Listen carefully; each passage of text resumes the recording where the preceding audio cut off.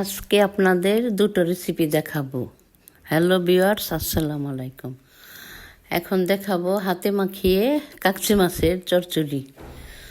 ছোটোবেলায় আমার মা এই তরকারিটা রান্না করতো, কিন্তু খুব মজা লাগতো। এখন সেই দিন আর নাই, এখন কোনো কিছুই অত ভালো লাগে না।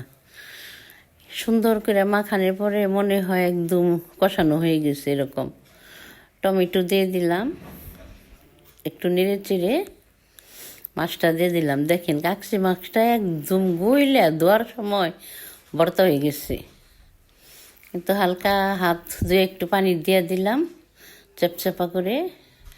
এখন জালটা ধরাই দিব।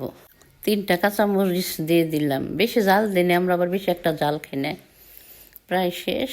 এখন রান্না করব পাবদা মাছ চচ্চড়ি।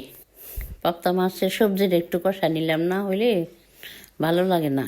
মাছটা দিয়ে দিলাম। পাবদা মাছগুলি কিছু মনে করবেন না, পাবদা মাছগুলি অনেক বড় বড় ছিল, এর জন্য মাঝখানে টুকরা করে নিলাম।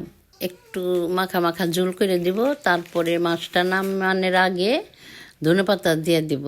আসসালামু আলাইকুম।